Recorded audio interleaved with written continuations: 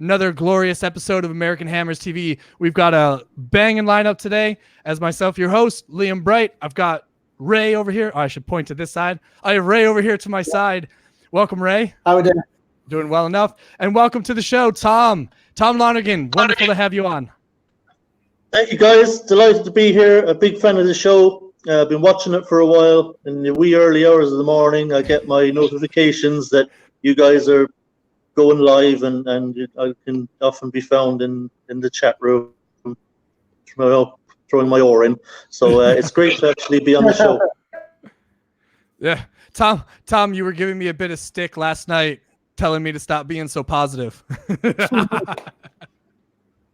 Yeah, that's right. Yeah, I thought, you were talking crazy. Like we're going to go to Stamford Bridge and beat Chelsea there. And considering we're still likely to have Pellegrini in charge, and he's going to play Roberto, it's going to be 4-2, 3-1, and that could be any number of goals, let's be honest.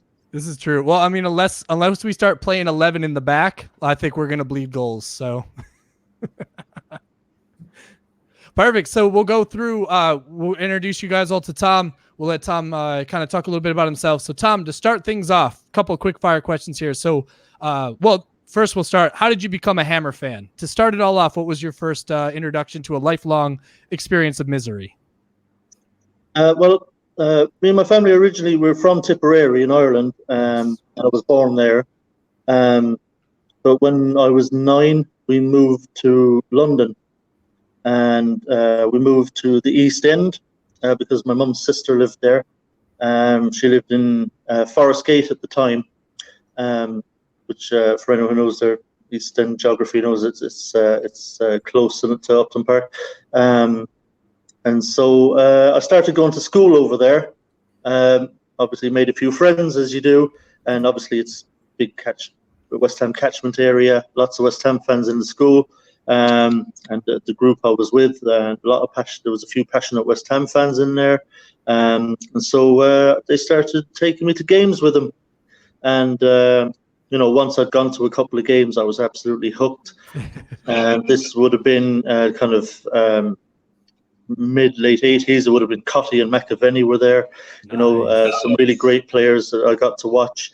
I think I just missed out in the 86 season where we went close. We finished third and almost won the title, but I think maybe I started going next season after that. But that's how I became a West Ham fan. Now, I moved back to Ireland when I was 17, but I was so well hooked by then that I was always going to be a passionate West Ham fan. Fantastic. So do you find that now, because you're back in Ireland now, do you find that you get a chance to hop across the water there to go and watch a game again? Yeah, I don't get to go as often as I'd like, obviously, because of commitments I have here. You can't always just, pop across to another country. But yeah, it's relatively handy because I live in Kerry in Ireland, and I can get flights from our airport here from Farran 4, it's called, to Stansted with Ryanair, and they're very cheap. I also have family still that are over there. My aforementioned aunt is still over there. I can stay there whenever I go over. So yeah, it's relatively easy to pop over and back. So that's geographically, it's certainly a lot easier for me than for you guys. That's for sure. True.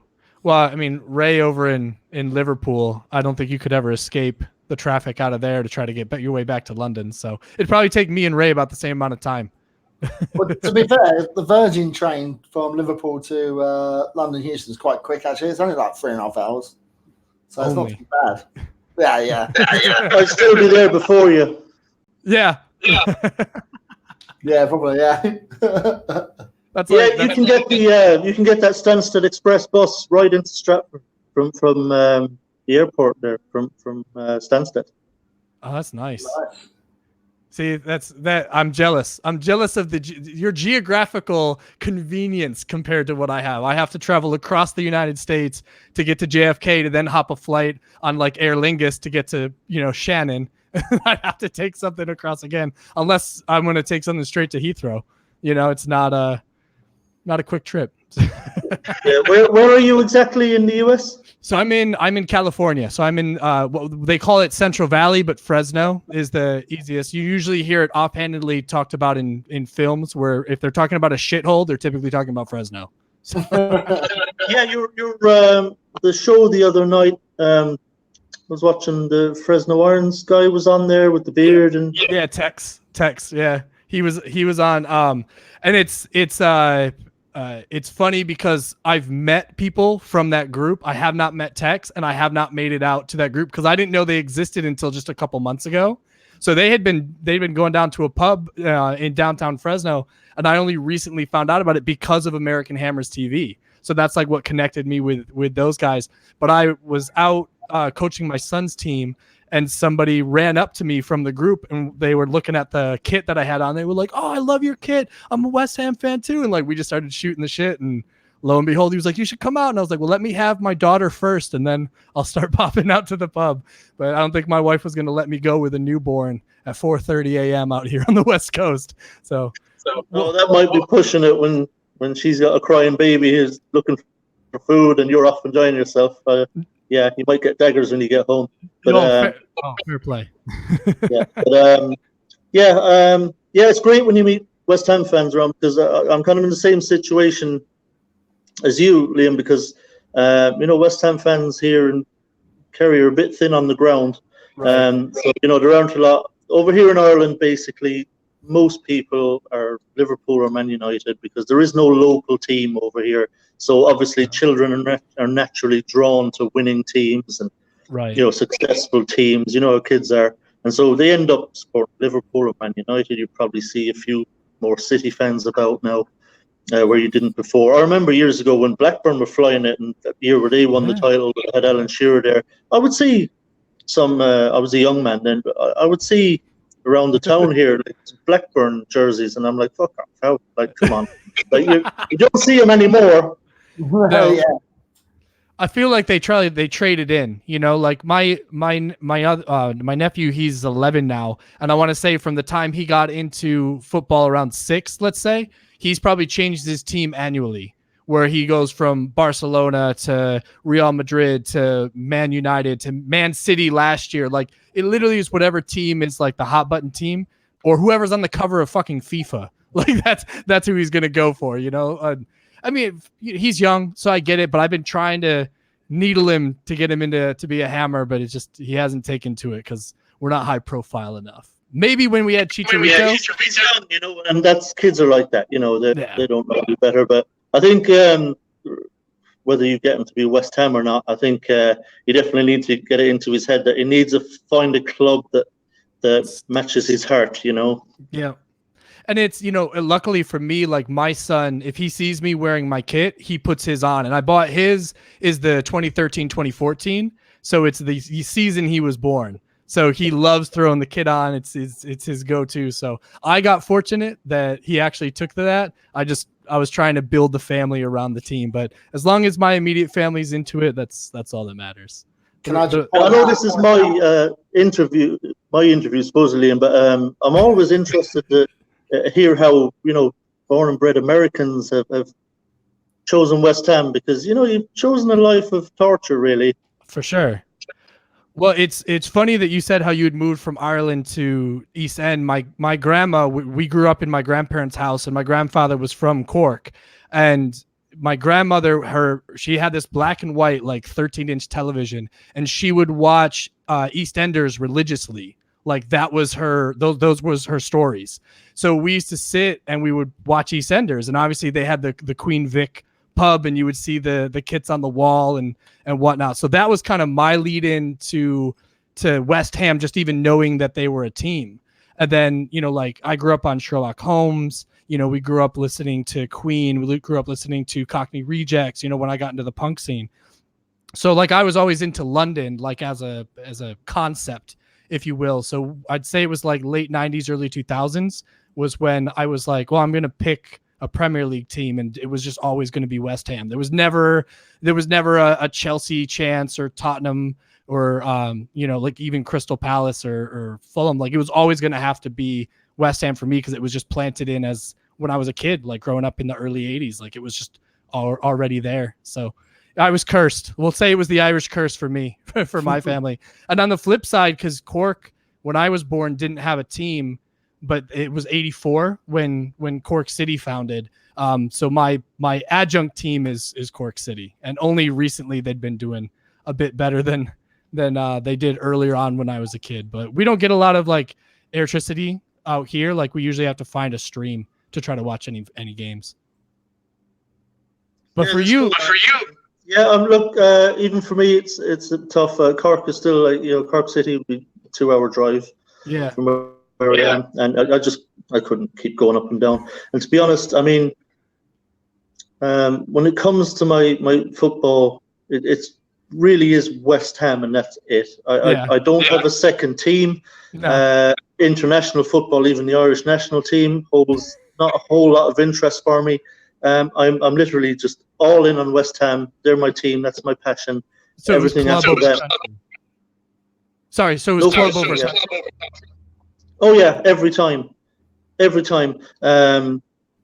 even when Declan Rice switched, I wasn't that put out by it. No. The international football isn't something that holds any great interest. The only time I really take any interest in it is every 2 years when it's either the World Cup or the European Championships, and obviously we'll all watch the tournament. But, all the qualifiers and all that. Most of Ireland's qualifiers I haven't even seen.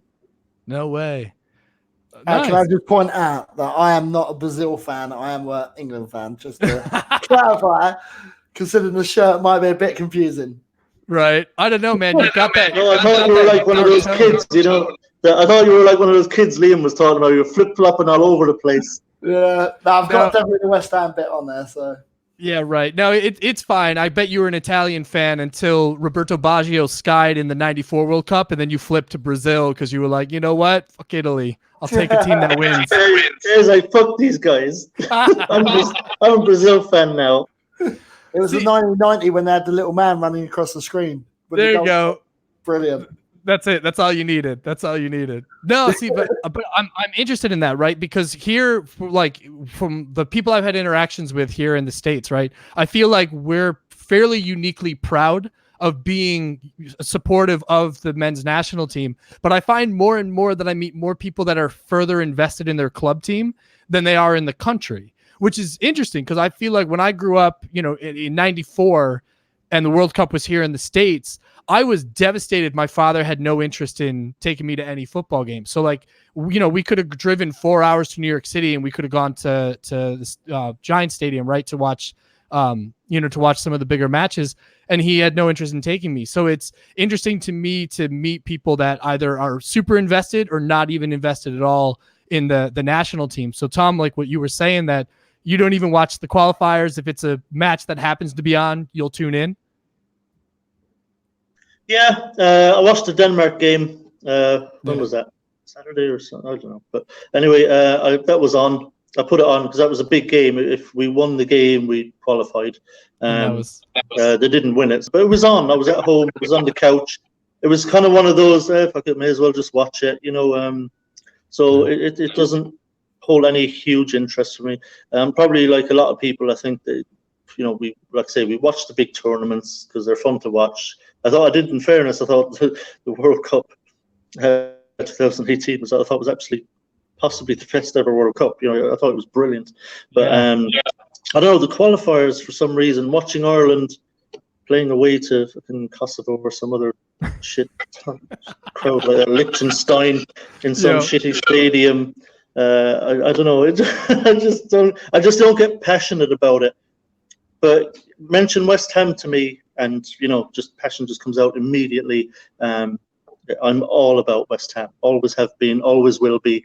Like I say, don't have a second team. I know some people have a team they like in Italy, or a team they like in Spain or France or wherever. Not me. I've got one team. It's West Ham.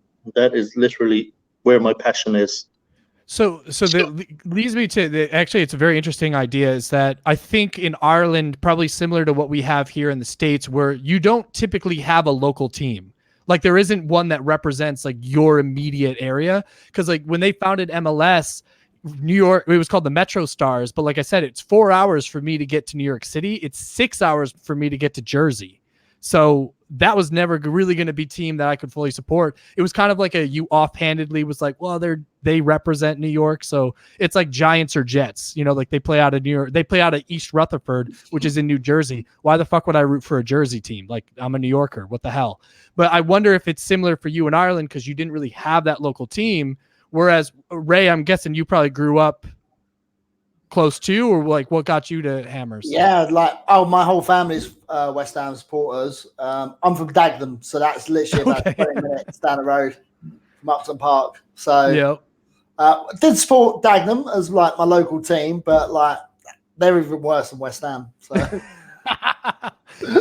but you think about that, like you said, your family grew up into it, like you were right around the corner from it, whereas for like Tom and me, it's kind of you fall into it. But when you fall into it, it sounds cheesy, but you fall in love. Like, was that how it was, Tom? Like you said, like you fell in love and this was your local team.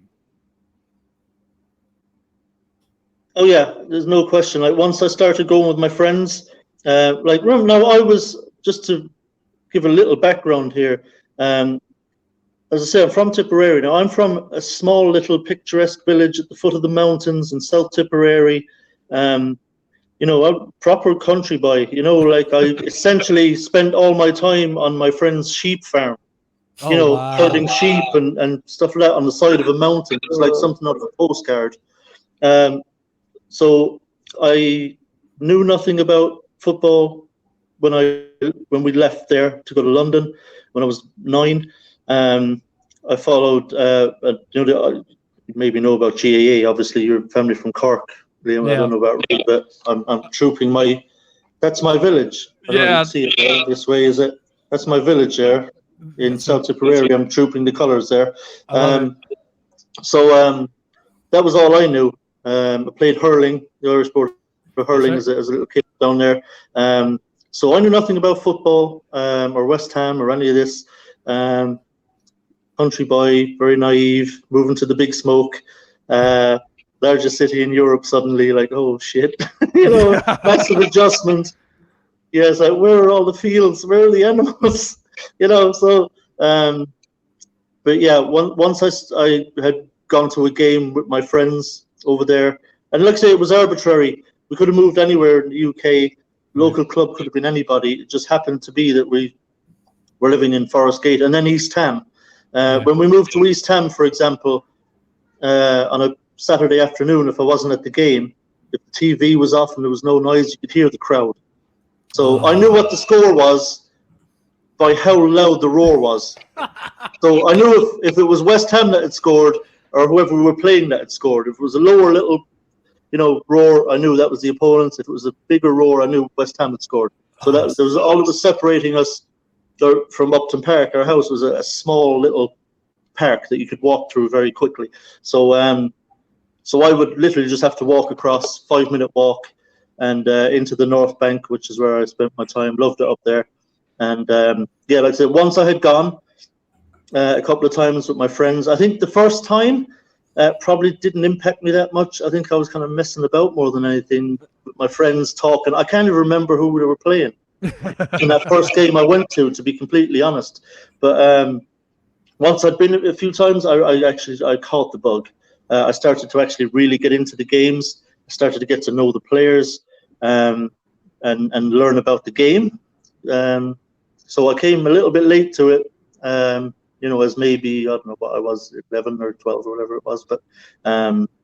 But yeah, I mean, it was just because it was the local club and my friends took me along. But I've never looked back. And despite all the torture and the difficulties of being a West Ham fan, I wouldn't have it any other way because my son is West Ham as well. Nice. And he's born and raised here in Ireland. So he's West Ham as well. And I've often said to him, look, I know it's tough being West Ham. There's going to be a lot of heartache along the way. But I said, one day, we'll win something. We'll go and run and we'll win the FA Cup. Oh. And it will be the best feeling in the world. It will be absolute elation. Other teams, they're used to winning trophies. The fans are used to winning trophies. They win another FA Cup. They won another league. They've won another League Cup, whatever it is. And And, I think the buzz, there's no way it would be a buzz like we'd have if we ever won something. I think we would just be floating on cloud 9. Yeah. I'd definitely go back for that. Yeah, no, well said. And I think that's so honest, because when you think about it, there is this idea of like, think about last season, right? So Man City wins the league 2 years in a row. I felt like there was the least amount of excitement for anybody outside of like Man City fans. Like nobody cared. Like there was not even there was no anticipation, right? Like I love when it gets down to the end of the league season and there is this like battle for place, like you literally, you could have somebody that was teed up for third and they could drop to 10th just with a bad loss in like the last 1 or 2 games. And, when you have teams that win the league like weeks in advance, because they're so far clear on points, like look at Liverpool right now. I mean, it's like 13 points clear. Like it builds no suspense. So I think almost the middle of the table has more excitement to it than the top does, because there's these teams that are battling for, Europa spots, or the teams that are battling to keep themselves out of relegation. I almost think that battle is more exciting. So I think when we do finally get to, like you're saying, like make a deep cut in an FA run, or, if we do, by the grace of God, get ourselves up to the top of the table, I'm going to feel like we earned it. And us as fans, I'm going to feel like we earned it because we had to suffer through the dark times. You can't have the sweet without the sour. So well said, Tom. I mean, that's spot right the fuck on. Yeah, also, I think I was just thinking there as you were talking, I was thinking about, you mentioned Man City. If you think back to when they first won the Premier League, the new Man City, shall we say, that late Aguero goal against QPR. You can remember the scenes. The place just went absolutely apeshit. Right. Because they've been waiting for so long for a moment like that. I think it was 1960 something. They last won the league or something. So, there was a whole generation or 2 generations of fans who'd never seen them win anything or much, really. But if you go back to last year when they'd won the kind of back-to-back, it was nothing like it. Yeah. The elation was nothing like it. I remember after the first one, all the fans on the pitch crying, but if you look at last year when they won it, it was lots of cheers and applause and yay, we won again, but it wasn't the same, But I think, if we were just, for example, to take the FA Cup seriously this season, and by some fluke of nature we were to go and actually win the fucking thing, I mean, we would just be absolutely mental. It would mean so much to us. It would mean the world to us to see West Ham win a trophy and watch Mark Noble going up the Wembley steps to collect an FA Cup. That's what we're all holding out for, isn't it? That someday all of this suffering, just for a little while, would be gone. Yeah, totally agree. I was gonna say, it makes the wait worth it, right? Makes it that much better. I mean, and honestly, I'm sure you guys are both the same way. Like, even if we never win anything, the remainder of my life, I'm still gonna enjoy the journey. Like, it's not all about the destination. It's just I enjoyed the time while I was here. I'm an oddly positive person. I don't know, but I guess we'll jump into some of the quick fire questions, right? Because everybody wants a quick one. There's a couple of people asking in the chat. Are you still pro Pellegrini, Liam?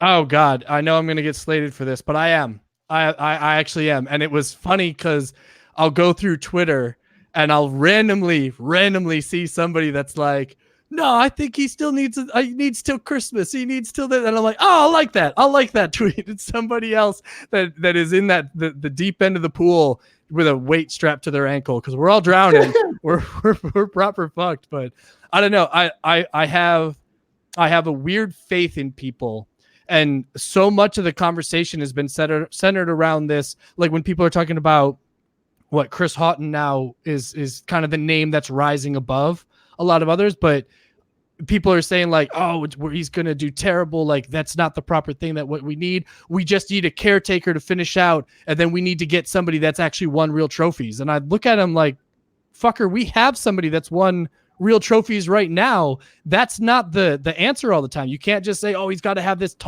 high pedigree, these people that have proven records in Europe and whatnot. Like, come on. I don't think it's about that. I think it's about somebody that understands what this club is and ultimately what the supporters want to see on the pitch.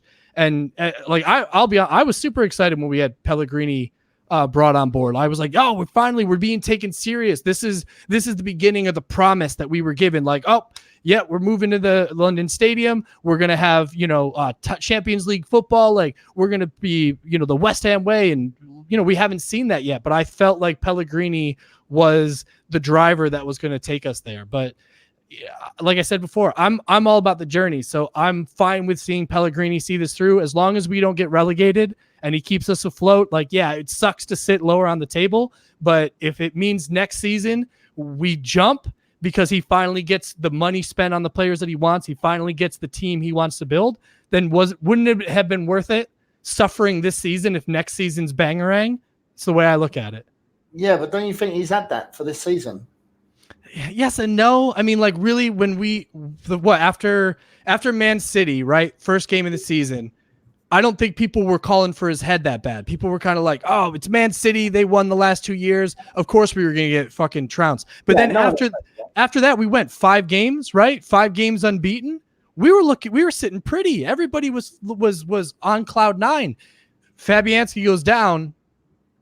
This is where we are. Like, and I get it. We can't.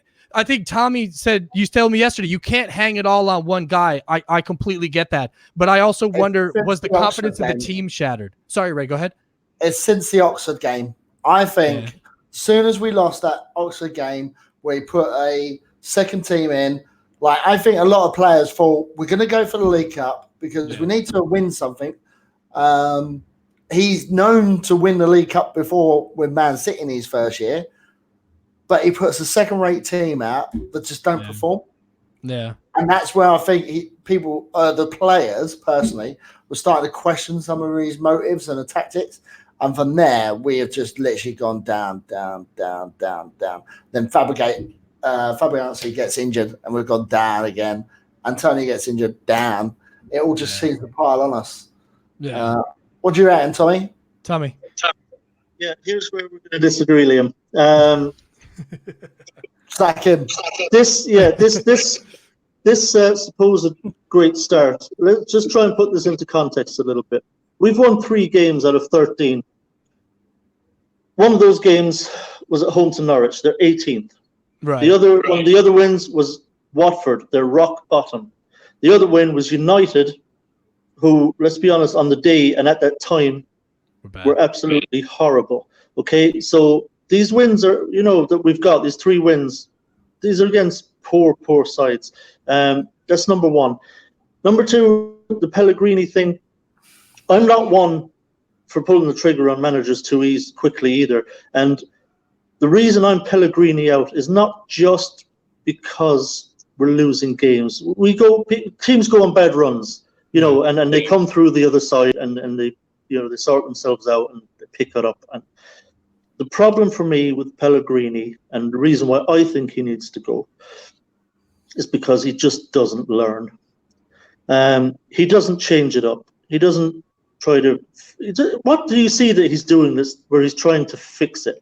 He comes out every game, 4-2-3-1, largely the same personnel. He might swap a couple of players out. His substitutions generally are poor. I can't see tactically exactly what we're trying to do. I don't know how we play. I don't see any rhyme or reason to what we're trying to do. And bafflingly, he's still insisting on Roberto in goal. And for me, if he's going to just keep doing the same thing every week and expecting that somehow we're just going to start playing great, it's not going to happen. So to me, I'd be okay if he was trying things, if he was switching the formation up a bit, if we were trying new things, if he was going 2 up top, getting someone up alongside her, if he was trying 3 centre-backs and wing-backs to try and help protect the keeper a bit more, but I just don't see any real attempt on his part or any clue of how to fix this and how to actually get this team going. Now, I don't think we've been great, really, at any time of this season. Those 3 wins, like I said, were against very, very bad sides. And it's 3 out of 13. No, we played a couple of good games. At home to Norwich, who were horrible. We played well. That was our best performance probably. And to be fair, I thought away at Bournemouth, the game where Fabianski got injured, I thought we actually played quite well in that game. But other than that, I can't think of any game where I thought we were particularly great. And our 3 wins for me are not against good sides. They're against bad teams. Pellegrini doesn't seem to be learning anything. And I just don't see or have any faith in him that he can arrest this slide. And that's why I think he's got to go now, because I think we're only going in one direction. Just on that, Tom, I just was going to say, like, I disagree with you on one point on that, and that's the Norwich game, because, like, that was a good win for us at that time because Norwich had their towels up. They played fantastic against Liverpool, fair play to them. It was right at the beginning of the season, so they had all the confidence at the beginning of the season, and then they lost against us, and it started to drip for them. But that's the only one I would disagree with you on that. I thought, that was a good win for us. We did well. See, I was thinking about this the other day too. I think it was after last night's show. I think Pellegrini's problem is he's stubborn. Like, you look at Frank Lampard over at Chelsea, right? Like, it was kind of an odd start for them at the beginning of the season. Once they kicked on, But if you look at his tactics versus, Man City this past weekend, he didn't really change anything. Like, Lampard kind of goes into it as like, this is my game plan, and we're going to play our game plan. Let the other team play to us. And I think Pellegrini does the same, where he's like, okay, this is my game plan. I'm Manuel Pellegrini. The other team has to adapt to my tactics. But I don't feel like he adapts to other people's tactics. So I agree with you, Tom. I do think that there is a lack of progress in kind of the way that he manages the game. It doesn't feel like he scouts the other teams. It feels like he's just like, whatever, they can scout us. I'm Manuel Pellegrini. This is West Ham United. They could scout us. And I think that is probably where the failure comes from. I think with this past game, because he's felt the pressure, I think he had to adapt, which is why the substitutions were a little bit better. As much as we all, we heard the boos when Carlos Sanchez came on for Diop, but we saw a change. We saw that, we didn't get the point. We didn't nick the point in the end, but we did see a more reinvigorated side after maybe that first 10, 15 minutes of the second half. So I fully expect for the Chelsea game for us to come out battling. Do I think we'll win? Who knows? I mean, depends on the day, because either team has shown that on their day can be good, but also on their day can be pretty fucking terrible. So I think that there is just this, who comes to play, like who comes out to battle from day one, minute one. But a lot of what you said, man, is true. You're starting to break my heart. I'm gonna be Pellegrini out by the time this is done. Yeah, hopefully. Also, it'd be very interesting to see what he does centre backs, because Diop is now banned, isn't he? Yeah. Yeah, too many cards. So does he bring in Rice in the back, or does he have faith with the other defenders? Yeah. Well, he could do Reed. Sorry, Liam. No, go ahead.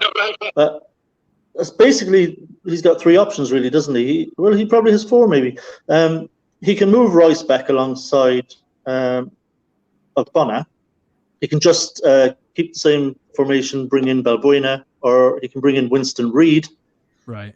Or he could shock the shit out of all of us and play 3 centre-backs, which would be, Reid, Ogbonna, Balbuena, or he could have any combination, which includes Cresswell as the left centre-back, which he actually played very well under Moyes, I believe, who played 3 centre-backs, and Cresswell was the left centre-back with Masuaku was the wing-back. Although I'm wondering if Masuaku isn't just buried underneath the training ground somewhere at this point. Right. Yeah, apparently he had a falling out with Pellegrini, didn't he? Because he was asked why he weren't playing. Which is funny, right? Because he asks and gets kicked out of the game day 18. Friggin' Balbuena asks and he gets put in place of Ogbonna.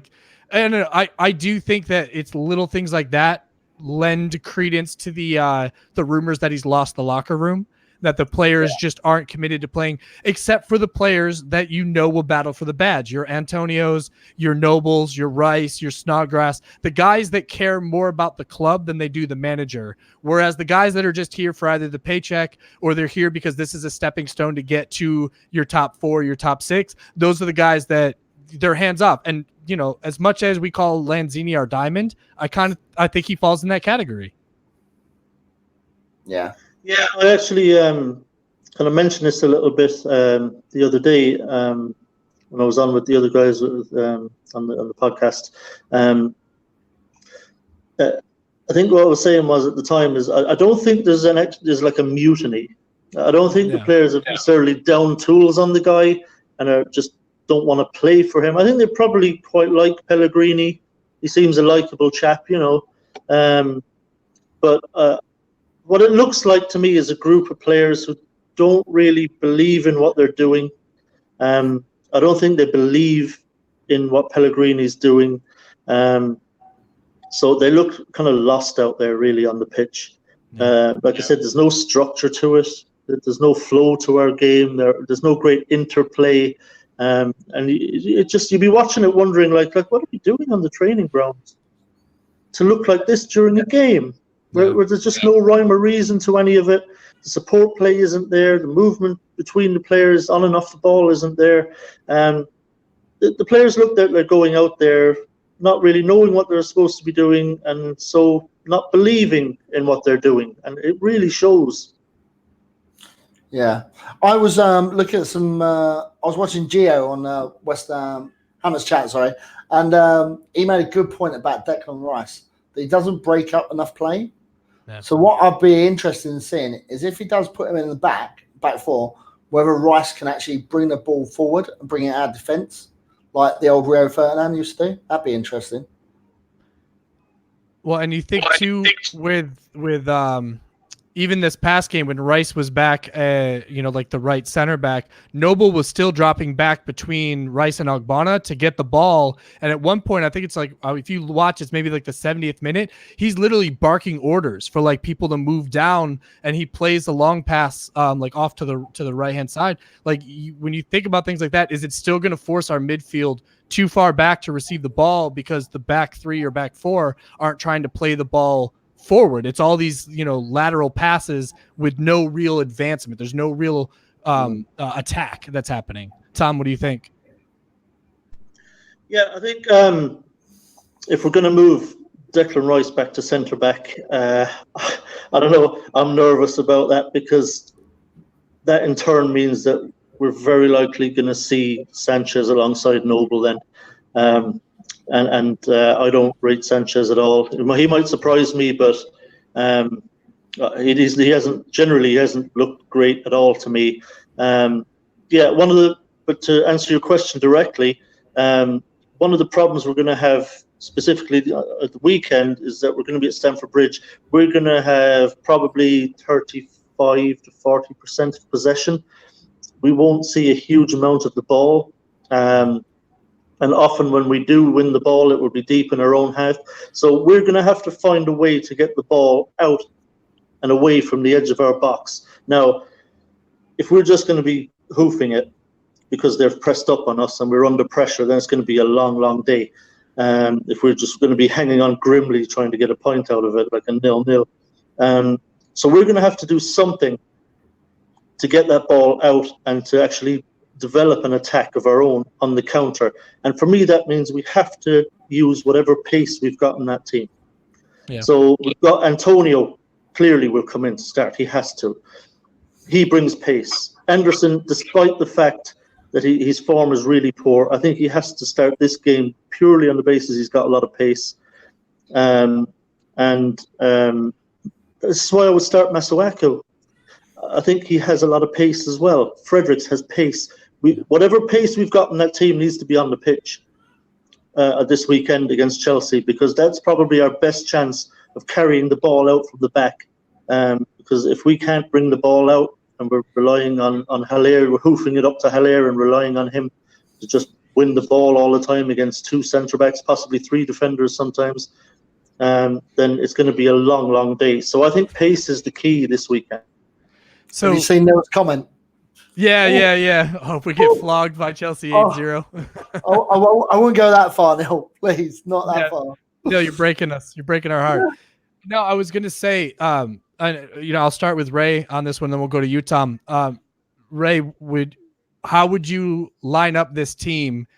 And in your heart of hearts, kind of secondary question, that in your heart of hearts, do you kind of hope that we lose so Pellegrini gets sacked, or would you like to see the win to show that there's movement, that there is some positive that we could take going forward? Well, yeah, you know, the good side of thing, if we do lose, if there's such a thing, is that you've got over at Chelsea a young manager with a young youthful team and experienced team together. You know, something that West Ham are craving for. Let's be honest, we want some youth in our team as well as experience. That's the blueprint right there. Just go see Chelsea. Yeah. Get a younger manager. For me, you know, I would say get rid of Pellegrini and get Eddie Howe in. Someone would beat you. I wouldn't want Chris Hughton. No offense, I just don't want him. Yeah. So I don't want an 8-0 loss, nil. But I see us losing. I don't see any confidence. Just like the Tottenham game, I just don't have any confidence in Manuel pouring out a tactical genius somewhere. You know, for lineup, I would have Mascherano, Ogbonna, and have Rice and Fredericks in the back four, and I would have Noble. And if Wilshere's fit, I would have Wilshere. If not, probably Fornals, and then I would have Antonio either on the ring or up front with Haller and Anderson and what's his name on the other side. So, you know, it's very attacking minded, but we've got to give it a shot at that rate. Where, you know, he's pretty much on his last legs. So whatever he does, he's got nothing to lose, is he? Yeah. Apart from the player. Right. Or his tie. Or sit on the beach. Yeah. Cheers. No, he'll go back to China. What about you, Tom? How would you line up, and would you rather see a loss just to get Pellegrini out, or would you rather see a win to show movement? Especially, I didn't think about it because we usually turn up for the bigger teams, right? I mean, we unfortunately didn't for the first half. That middle half, if you will, for Spurs. But would you rather see us actually win to start movement, or rather just take the loss, get Pellegrini out, and start fresh? I never want West Ham to lose, ever. Certainly not against them fucking rent boys. Trust me, I'll be absolutely fucking delighted if we go and turn them over at their place. And I'll be delighted with that if we can do that. So I never want West Ham to lose a game, ever.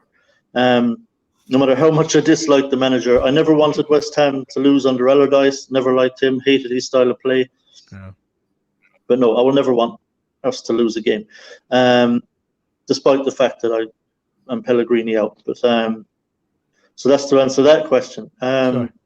As regards how we approach this game against Chelsea, I'd be very tempted to go with 3 centre-backs because regardless of which keeper we go with, and I wouldn't have Roberto in goal, by the way. I know we haven't spoken really much about that, but I would put David Martin in goal. I imagine I don't even have to explain myself on that one. But I would try to give some protection because Chelsea are going to be coming at us and coming at us and coming at us. I'd have 3 centre-backs and play with wing-backs. So essentially a 3-5-2 or a 5-3-2, you can call it whatever you want. It's both. It's going to be 5 at the back when Chelsea are attacking us. You know, the wing-backs tuck in, come back, creates a 5 across there. And when we win possession, the wing-backs, who would be Masuaku and Fredericks, will have the pace to break forward very, very quickly on the counter-attack and become attackers. So as regards the 3 centre-backs, you're definitely going to have Ogbonna in there. And I think Reid and Balbuena. I think between the 3 of them, they'll be fine. Reid, I think, is still a good defender. He's been very unlucky with this injury. And he's kind of a forgotten man almost now. But, I mean, he's been a brilliant servant for us. Absolutely brilliant servant, and he's been a really good centre-back for us, you know, for 10 odd years, whatever it is now, 11 years. So I would have no qualms because he played for New Zealand recently as well. He does have some minutes, so I think he'd be good to come in. So 3 centre-backs, wing-backs. Then we've got your 3 in the centre, and there I think we're going to need willing runners, workhorses, just to try and break up play, get us on the ball. So we're going to go with Snodgrass, Rice and Noble. Excuse me. Excuse me. Sorry, I'm going to put Anderson in there. Sorry, instead of Snodgrass, I'm going to go Anderson, Rice, Noble for this game because, like I say, I want pace in there on the counter, and then I would have actually Antonio up top with Hilaire. I thought Hilaire looked so much better in the previous game once he had Antonio up there with him. He was actually trying to get on the ball, Hilaire, in the penalty area. He was starting to cause some problems. Once he had Antonio up there with him, he had a foil, had someone in there creating havoc with him. It looked to me like Hilaire was a much better player. I don't know if you guys felt that as well. I didn't notice as much. I think I was probably more focused on Antonio and just kind of what he was bringing to the game.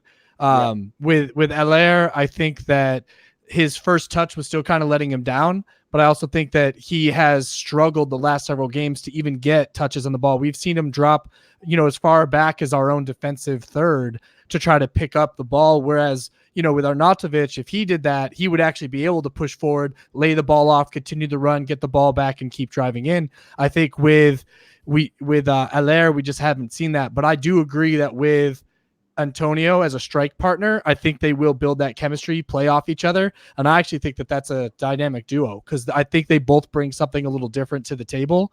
And we wouldn't, I don't know that other teams would know how to combat that because they haven't seen that all season up to this point. So it's hard to scout something that is still in a process that's still being built. The only thing I would say with that is Antonio just needs space to run in. So that's why I reckon he should stay on a wing because he kicks the ball and then runs after it. Yeah. Where if he's up front, he's a bit more segregated, so he's got more place to run in the field. But I noticed someone in the chat was saying about Jack Wilshere being unfit and me being comedy. I really reckon there's something deeper with Wilshere than just the him being unfit or being injured. Did you see the documentary about him where he was talking about his kid and that he was looking at quitting football because he was having all the panic attacks and stuff like that? Oh, no, I didn't see that. Yeah, so I don't know if he's more up in his mind than anything else. He's a great footballer, but he's just not on the pitch long enough. Yeah. So. I didn't know anything about that, to be honest with you, but I think my understanding from the weekend was that he had been training and he picked up some kind of stomach complaint, was what I heard. So hopefully, that was something minor.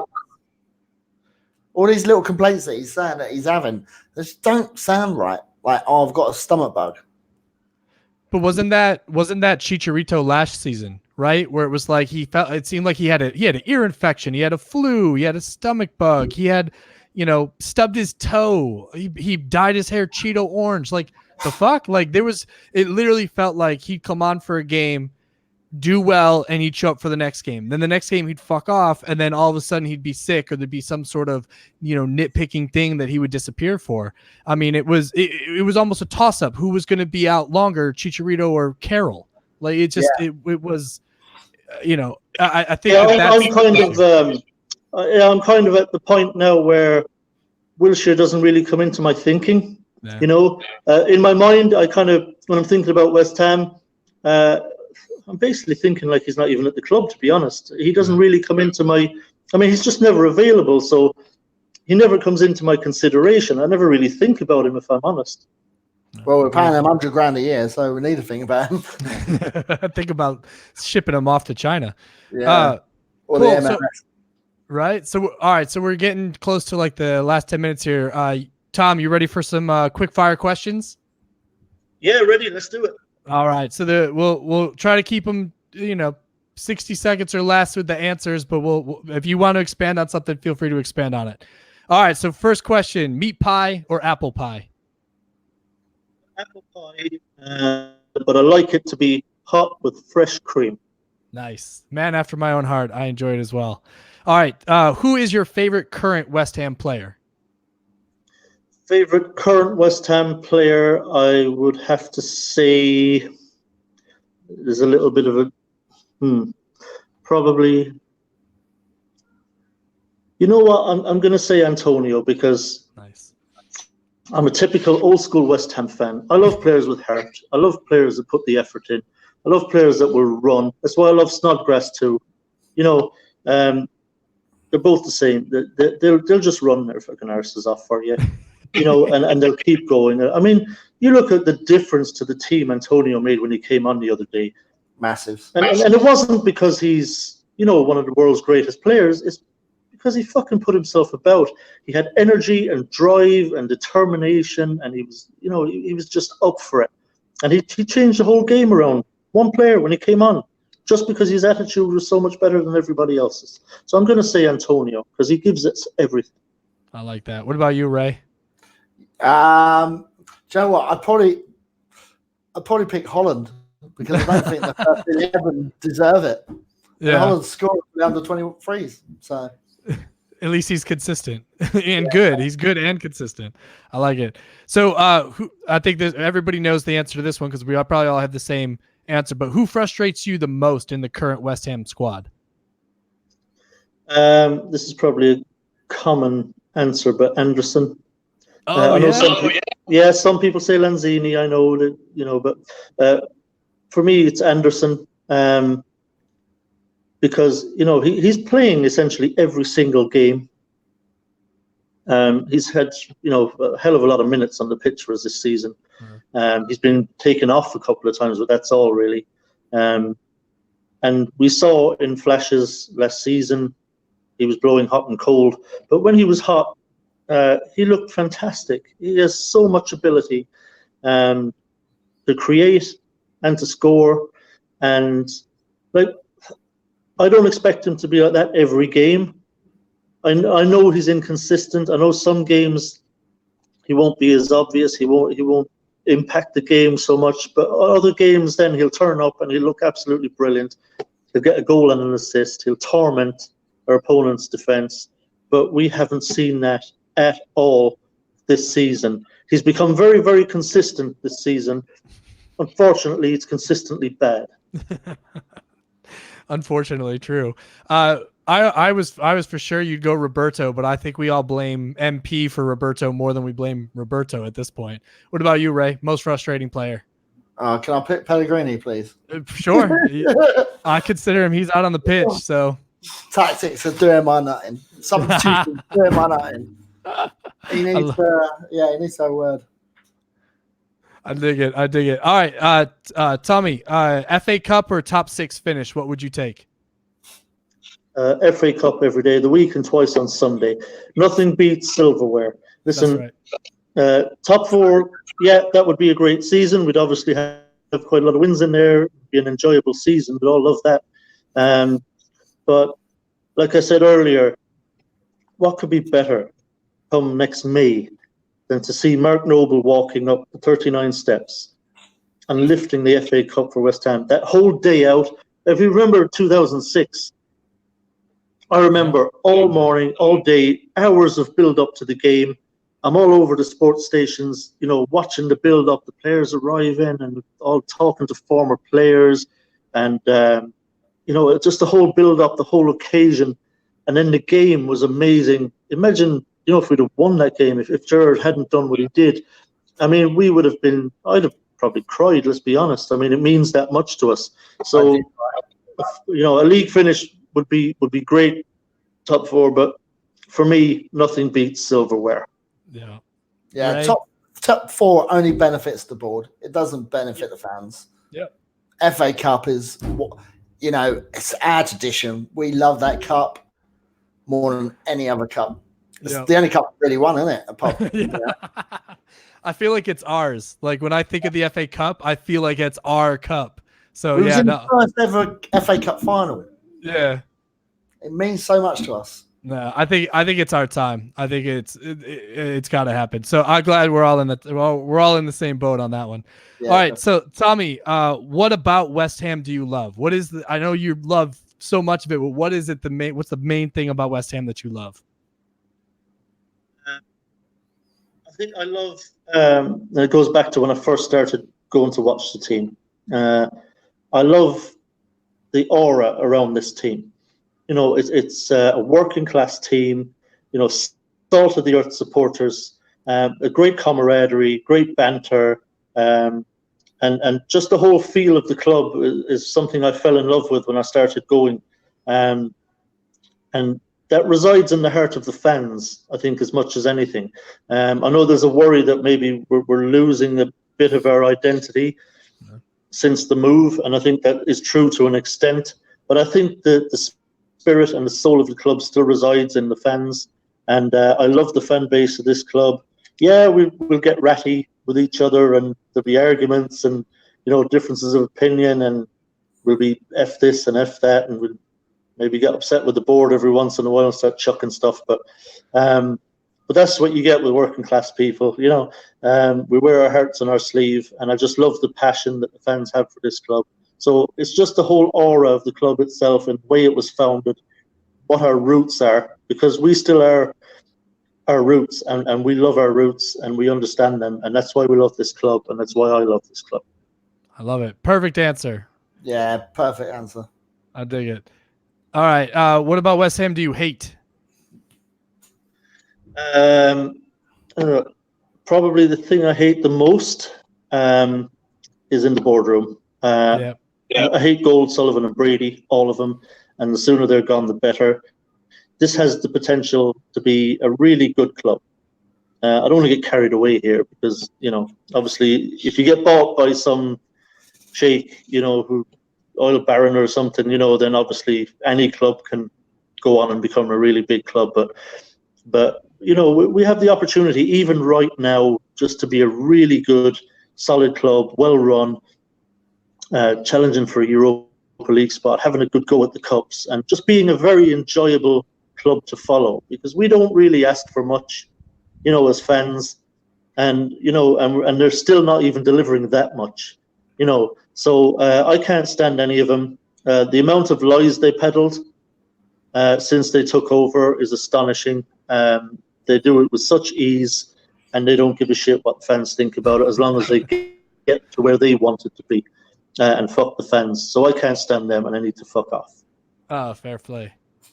Ray, I feel you were nodding a lot and smiling. I feel like you're on the same page. Yeah, it's the easy answer. But at the moment for me, it's the results that's just making me so depressed, because you know, we've seen what we can do at the beginning of the season. So much potential.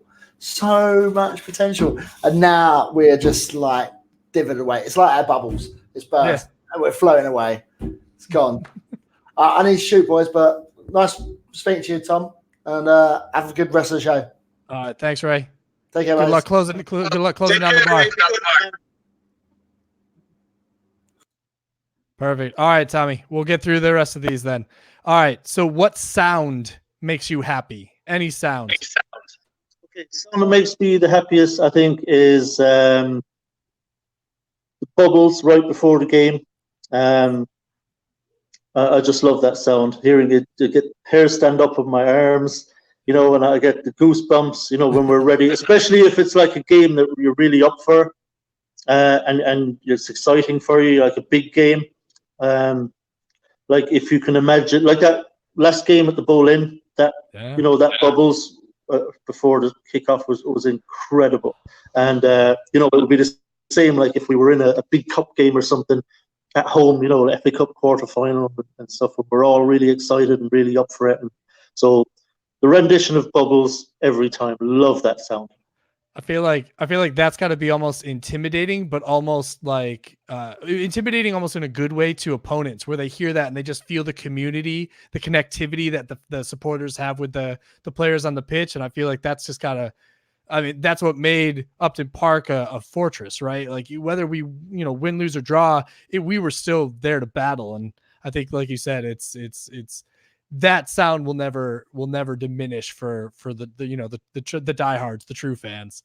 I mean, fuck's sake, I used to sing my boy to sleep, you know, like that's how I put him to rest, you know, just sing that to him and, you know, rocking him out. So I dig it. Perfect. What is your favorite curse word? Let me see. Favorite curse word. I don't do a huge amount. There's some good ones. I do like twat. Yes. I think that's kind of has a nice ring to it, doesn't it? It rolls off the tongue nice and easy. Yeah. It has a bit of impact. Oh, fuck off, twat. Yeah, so I do like that one. I don't really use it, but I do smile when I hear other people using it. Yeah. It's because it's so uncommon. You know what I mean? Like there's like when they asked me, I said fuck, right? Because it's the catch-all curse word. But I'll be honest, man, it gives me a giggle when I hear somebody use twat. I love it. I'm with you, man. It's the Irish. We just love that, I guess. Funnily enough, I do enjoy that. What's that Tyson Fury one that he loves? So Dosser. Calls everyone a Dosser. That always makes me laugh. Yeah, it's certain words that because you don't hear it often enough that when you do, it gets you on the giggle. I love it. What team do you love to beat the most out of any team? For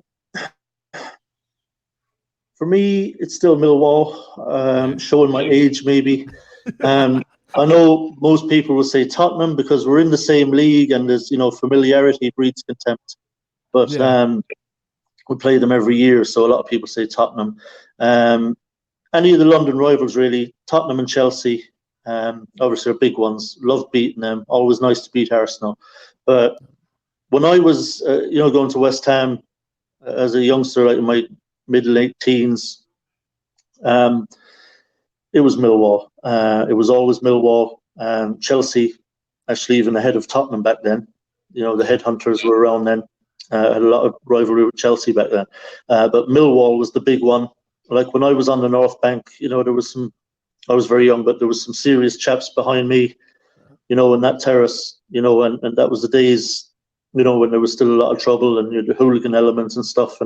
And believe you me, for anyone that has been there during that time to see some of that, like the rivalry with Millwall, make no mistake, was absolute, flat out, total hatred. And to me, Millwall are still and will always be my ultimate team to hate. Yeah, I always think about it in this way: is if I always say I would love to, win another FA Cup, but who would I want to play against? Who would I want to beat to get that cup? And my mind always goes Millwall. If I'm going to take somebody out, and that's the final game, that's who I want. That's who I want on the other side of that pitch. Because I don't want it to be some friendly, let's shake our hands and clap each other in the back. Like I wanted it to be a battle. So I'm with you. Yeah, you want the glorious victory, but you want it against your most hated enemy. You want to make them suffer while you're at it. And you remember the League Cup draw came out in 2009, West Ham Millwall. If you needed a reminder of who we really, really hate deep down inside, watch what went on there. That'll tell you everything you need to know. That it hasn't gone away. It's still there. And every time there's a draw for a cup, you watch Twitter. West Ham fans give us Millwall. Give us Millwall. Yeah, we all want Millwall in the cup draw, right? There's a reason for that. Was it last season? It almost seemed like there was a possibility we were going to get lined up, and we were foaming at the mouth, man. We were losing it, and it was just I think it did get down to like those last seconds, and then I think they got Everton. I want to say it was what it was, and fucking then it was gone from there. There was the thing. Was it last season where or the season before where we were knocked out by Wimbledon, and then Wimbledon drew Millwall? That was last season, yeah, because that was the 4-2 where like they went up and we got consolation goals, but yeah, that was a shit show for that one last season. Perfect, good answer, man. You and I same wavelength, other than Pellegrini, but you and I are on the same wavelength. Name a player, past or present day, that epitomizes West Ham United. Any player, past or present. To me, it's Bonzo. Always has been, always will be. Billy Bonds is the man for me. Obviously, with a doff of my cap to Bobby Moore for obvious reasons. Of course. You can make a strong case for him, but it's a personal thing when you ask these questions. So it's different for each individual. But to me, it has to be Bonzo. Unbelievable player. Didn't take any crap. Brilliant player. Great footballer. Teak tough.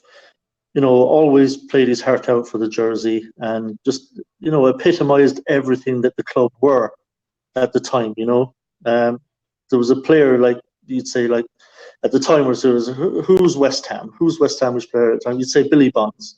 The way he plays, uncompromising, no messing about, but also has got the good feet, you know, and can play the ball. A brilliant footballer, and he just epitomizes the club to me, and epitomizes who we are really as a club. Right. Well, and you think too, like for him not really getting the fair shake at the helm, you know, and I always wonder like how different would things have been if, you know, like when Sir Trevor Brooking took over for a short stint, right? Or when Billy Bonds was in charge. I almost wonder, it's like, what if now, if Billy Bonds was like, hey, I'd love to come, I'll take over, I'll take the reins to the end of the season, you know, like you wonder what could have been for Billy. Yeah, it would have been nice to see him have a real shot at it, you know. I mean, the ship has sailed now, but you know, there was a time when we could have just given him the reins and said, look, you know, give him a real chance to see if he could do something great. But unfortunately, we don't always have owners who understand the heart of the fans or the heart of the club or what it really is about. That's true at the moment too, unfortunately. But yeah, all of us fans would have loved to have seen him get a real chance to try and take the team forward, because he understood the club inside out. He knew what we were about. Right. Well, and I think kind of with this last question too, for you having been a fan for so long, if you could take a time machine back and experience anything to do with the West Ham United, where would you go? At any point in West Ham's history? Again, another tough question. I have watched the previous interviews, so I'm probably not going to deviate and come up with some amazing answer, but I think ultimately I've never seen us win anything, and I would love to see us win. If I could go back to 64, to that cup final in 64, you know, I mean, you look at the players on that team that we could watch for 90 minutes and watch them playing a great game, you know, and win an FA Cup 3-2, you know, and see some of the legendary West Ham players back in 1964 at the old Wembley, watch them go up the old 39 steps. To watch us win the FA Cup final in 1964, I wouldn't have to really think about it, to be honest. That would be it. No, that was my pick as well. When they asked me, I said 64, because that's timeless. Like when you watch the footage now, you get an ounce of what that must have been like, but I can't imagine. That would be my go-to. I could see people wanting to see 86, you know, like see the boys of 86 play, but no, for me it's got to be 64. Perfect, man. Well, those were the quick fire questions, which you passed with flying colors because your answers were better than my own for sure. Nice. Was there anything else? I know we didn't really get to talk much about Roberto. I think for the most part, most West Ham fans just feel he's not of the right quality for this team. And I think we're just counting down. I mean, seeing the video of Fabianski, you know, in training, you know, catching the ball, I think that's obviously encouraging for us. But anything else before we part? Anything else you want to talk about? Well, if you asked me about Roberto, so I'll just touch on that. Yeah, look, the sooner we can replace him, the better. He shouldn't still be in goal. He's not a good shot stopper, even if he doesn't do anything particularly calamitous, you know, like he did in the Burnley game. Yeah, shots go past him that shouldn't beat a competent goalkeeper. You know, he just doesn't save shot. I think his footwork is horrendous. He can't get to either post, even if there's not much venom in the shot. You know, balls roll over the line inside the post on this guy, you know, because he just can't get to the posts. He's just incompetent. I can't believe Pellegrini still plays him. Look, I know David Martin isn't Buffon, you know, but come on, you know, surely he deserves at least a chance at this point to show that he can at least be a competent goalkeeper for us, you know, because Roberto isn't. He's calamitous. And why you would persist with him, I don't know. I don't understand Pellegrini's thinking, but I mean, I fully expect he'll start Roberto against Chelsea, and that's why I can't be as confident as you going to the bridge, you know, because I can just picture it in my mind already, and we're all going to be trying to avoid chucking stuff with our TV and smashing them. Roberto is a lost cause, I think. But the sooner we get Fabianski back, the better. If he's ahead of schedule, which hopefully he is, there's talk now about he'll be back before the new year. So that would be great because we need him badly. Yeah. No, I agree, and I think it's Charlie boy. He's not good enough to play in the Kosovo Super League. I would agree with that, Charlie. well said. But I think it's no, I'm with you on that one. And it's you almost look at it this way: they're guaranteed to put 3 past him if he's between the sticks. So I mean, like almost the last several games we've always been down 3. So I'm hoping that we see a change for this score for Saturday. What do you see? I'm very worried because Roberto is in goal. Chelsea are in very good form. They've got very good attacking players who zip the ball around very well in and around the penalty area. They caused quite a few problems for Man City at the Etihad this weekend. So I'm really worried. We concede a lot of shots. And what you don't want when you concede a lot of shots is a keeper who has no business being a goalkeeper, who can't make good saves and makes huge errors, and it's not a good recipe. Also, there's a very, very damning stat, and I'm determined to make you Pellegrini out before we go off air. We have been outrun by our opponents in every single game this season. Every one. That's damning, and it will happen again this weekend. We'll have 35 or so possession.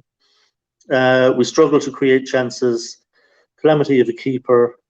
Defenders in front of him are nervy as hell because they don't know what this guy's going to do next. They're going to go up for a ball and they're not sure if this green blur is going to come flapping past them and leave them exposed and so I'm not confident for those reasons, and I would take conceding 3 right now, but I think it may be worse. I think this is going to be a 4-0, a 4-1, something like that. Gotcha. See, I'll keep to what I said last night. I'm going to say 1-0 to the Cockney boys. I think we sit back deep. We lump it up top. It's going to be like Allardyce all over again, where it's route 1, just over the long ball Sam over the top. And I'm hoping we put one past them, surprise them at the bridge, and hopefully it helps turn the season around. Because I'd love to be on the further up the table by the time we hit Christmas. But I mean, my heart outweighs my head 99% of the time. So it's more of I don't even think about Pellegrini in or out. I think about our boys pulling for the badge the same way that we do, whether we're in the stadium or we're like you said, chucking things at our television sets at home. So I'm looking forward to it. So speaking of Christmas, make sure that you guys are going to ahtv.threadless.com, and you guys can actually peruse and shop all of the different shirts that we do have available on our American Hammers TV website. They're great presents. It's a great way to convert the Sunday casual into an actual diehard Hammer. So make sure that you guys are going ahtv.threadless.com. Charlie Boy also reminded me in the chat room, Neil as well. Make sure that you guys are going on Amazon and supporting Canning Town Lens, everybody's second team. It's available. I think it's like £1.99 on there. So you guys could pick that up as well. If you don't have Amazon or Amazon Prime, or if you don't have Amazon Prime, you can still just get it just going right through Amazon. Make sure that you're supporting other fellow Hammers. And honestly, as Neil said, he wouldn't be surprised that it might choke you up because it's a good piece. A lot of great interviews.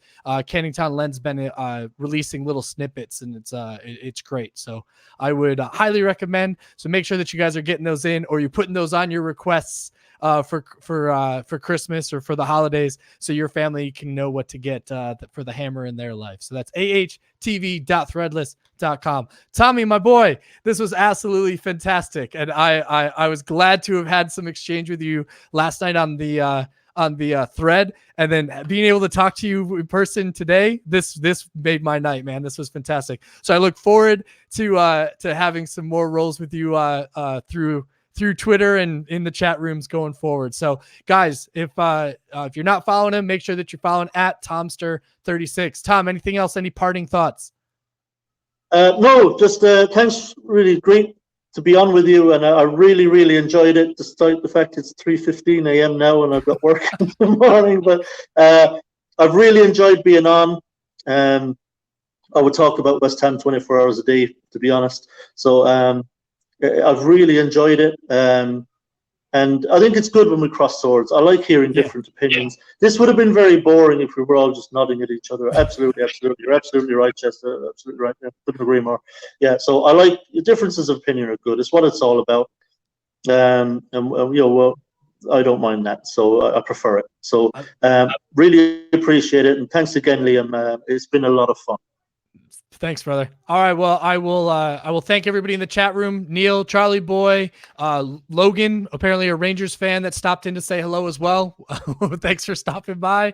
But we will catch you guys all on the very next episode of American Hammers TV. As always, until then, come on, you Irons. Come on, you Irons. All right.